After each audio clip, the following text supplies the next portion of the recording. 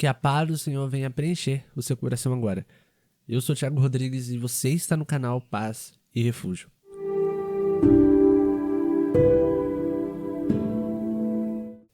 Você já chegou a pensar o tamanho do amor de Deus? Sabemos que é incalculável, porém vamos tentar entender o tamanho dele. No princípio, o Senhor formou o homem conforme o seu querer e depois criou o jardim do Éden e colocou ele ali. E o que dá para compreender é que o propósito de Deus na criação do jardim foi para colocar o homem. O jardim foi o presente de Deus para Adão desfrutar. E formou o Senhor Deus, o homem do pó da terra, e soprou em suas narinas o fôlego da vida. O homem foi feito alma vivente, e plantou o Senhor Deus um jardim no Éden, do lado oriental, e pôs ali o homem que tinha formado. É de se imaginar que esse lugar era lindo. Além disso, o Senhor deixou à mercê as melhores árvores agradáveis. Adão não precisava trabalhar muito não. Com certeza ele ficava muito tempo apreciando esse ambiente. Para você entender a imensidão do jardim, havia um rio que brotava nele e saía em 4 partes, regando. Não era um riacho ou riozinho. O que dá para entender é que o jardim era imenso, sendo banhado por grandes rios. E quem não gostaria de estar em um lugar feito pelo próprio Deus e ainda ter o privilégio de conversar face a face com o Criador? E poderia dizer, eu daria tudo para estar nesse ambiente, nesse lugar, sem problemas, preocupações, dores. Isso mesmo, imagine sem dores. E o que você daria para estar nesse ambiente? Você daria tudo também? Sabemos que pela palavra de Deus, depois o Senhor formou a mulher a partir da costela de Adão, para que ele não ficasse sozinho. E Deus tinha posto uma ordem a Adão, que sobre todas as árvores comerás, principalmente a árvore da vida. Porém, a única que não podia comer é a árvore do conhecimento do bem e do mal. Era apenas essa restrição, não comer daquela árvore. Mas o homem desobedeceu. Satanás, astuto, convenceu Eva e depois ofereceu fruto a Adão. E ambos haviam cometido o primeiro pecado. E a consequência desse erro era a morte. E viu a mulher que aquela árvore era boa para se comer e agradável aos olhos, e a árvore desejável para dar entendimento. Tomou do seu fruto e comeu, e deu também a seu marido, e ele comeu com ela. E agora, preciso chegar a um ponto extremamente importante. O objetivo de Deus é proporcionar ao homem um estado perfeito, sem nenhum problema sequer. Isso é o que compreendemos até aqui. Parece um conto de fadas, comparado aos nossos dias de hoje, que temos visto tanto sofrimento. Mas veja, sabemos que o nosso estado é por conta de nossas próprias falhas com o Criador. Às vezes colocamos culpa em Adão por ter comido do fruto errado, mas temos o poder de escolha. E nós decidimos entristecer a Deus com os nossos pensamentos e atitudes. E acordamos sem falar, agradeço, Senhor, por esta manhã. Fazemos as nossas próprias vontades sem antes o consultar. E só lembramos dele quando tudo dá errado. Reclamamos de tudo. Não paramos para agradecer ao menos o ar que respiramos. Totalmente de graça. Sentamos na mesa para alimentar-se e ao menos lembramos que isso foi providência de Deus. Aí você diz, mas eu que trabalhei para conseguir. Mas quem te deu saúde e força para levantar pelas manhãs? Ou até mesmo, quem tem sustentado o sol durante o dia? A terra, os planetas? Quem? Somos injustos, ingratos, invejosos, cobiçosos, mentirosos, e isso tudo e muito mais. Se tornamos inimigos de Deus por conta de nossas práticas constantes que fazem o Criador se distanciar. A Bíblia diz, porque se nós, sendo inimigos, começou lá atrás, o homem não se contendeu com o que tinha e ultrapassou um dos limites imposto por Deus, que era não comer do fruto da árvore do conhecimento do bem e do mal, que estava naquele jardim. Era só não comer.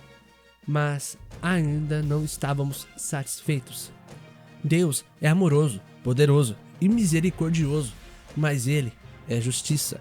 E a sentença de nossos erros foi dada e alertada antes que Adão e Eva cometessem o erro. Mas da árvore do conhecimento do bem e do mal, dela não comerás, porque no dia em que dela comeres, certamente morrerás. A morte era a sentença. Precisaríamos pagar apenas com a nossa vida? Não. A morte que o Senhor diz não é o corpo, porque a velhice e as doenças foi o resultado da falta do fruto da árvore da vida que o Senhor tinha colocado no jardim para Adão e Eva. Mas como eles errou, o Senhor retirou deles do jardim, ficando impossível ter acesso ao fruto novamente. E o Senhor Deus fez brotar da árvore toda a árvore agradável à vista e boa para a comida, e a árvore da vida no meio do jardim, e a árvore do conhecimento do bem e do mal. Depois que ele errou, o Senhor Deus, pois, o lançou fora do jardim do Éden, para lavrar a terra de que fora tomado. E havendo lançado fora o homem, pôs querubins ao oriente do jardim do Éden, e uma espada inflamada que andava ao redor, para guardar o caminho da árvore da vida. Então poderíamos se perguntar, o que seria essa morte que o Senhor tinha falado? Se ele não estava retratando do corpo, então o que seria? E eu respondo, é pior e dolorida morte, a separação eterna do Criador. Porque a Bíblia retrata sobre o inferno apenas um lugar de tormento? Não, mas um lugar de separação. Separado da bondade, misericórdia e paz do Senhor. Separado de tudo que o Pai concede de bom. E o pior, eternamente. E sabendo que somos totalmente errados e entendendo a justiça do Criador, qual seria o nosso escape? A nossa saída? Entenda, não havia saída. Não adiantava procurar alternativa. Não havia. Você entende a dimensão da justiça do Senhor imposta e pronto a ser executada sobre o homem? E quando tudo estava perdido para mim e você, veio ele, um homem, carregando a cruz pelo caminho. E um profeta anunciou antes mesmo que ele viesse. Verdadeiramente, ele tomou sobre si as nossas enfermidades e as nossas dores levou sobre si. E nós o reputamos por aflito, ferido de Deus e oprimido.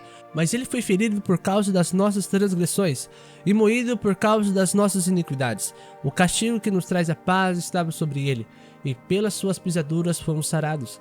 Consegue compreender o amor de Deus por nossas vidas? Não dá. Se fôssemos compreender, significaria uma dimensão.